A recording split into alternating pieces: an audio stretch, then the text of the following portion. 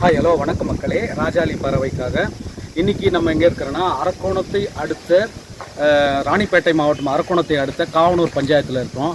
இங்கே வந்து சில்வர்பேட்டை பகுதி அருகில் உள்ள சில்வர்பேட்டை பகுதி, அதுவும் காவனூர் பஞ்சாயத்தில் தான் வருது. அங்கே வந்து குப்பை கிடங்கை வந்து சமூக நலக்கூடன்னு உருவாக்கியிருக்காங்க. அங்கே வந்து குப்பைகளை உள்புறமாக வெளிப்புறமாக கொட்டுறாங்க.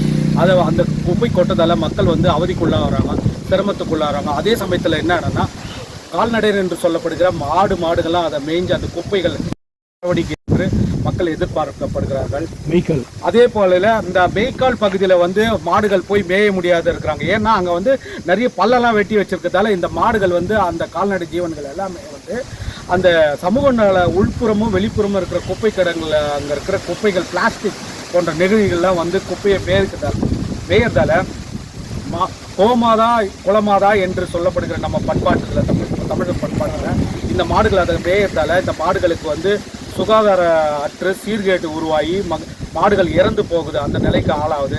அதே சமயத்தில் இந்த குரங்கு தொல்லைகள் வந்து ஊருக்குள்ள காவனூர் பஞ்சாயத்தில் வந்து அதிகமாக இருக்கிறதால மக்கள் ரொம்ப வந்து அச்சத்துக்கு உள்ளாகிறாங்க, வெளியே வர முடியல.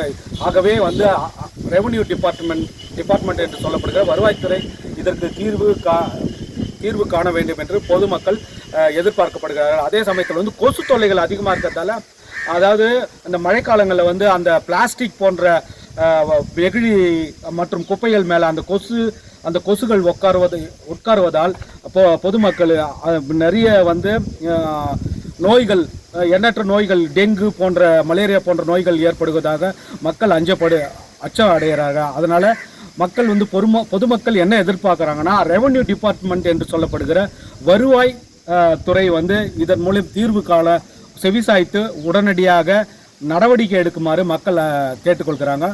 நன்றி.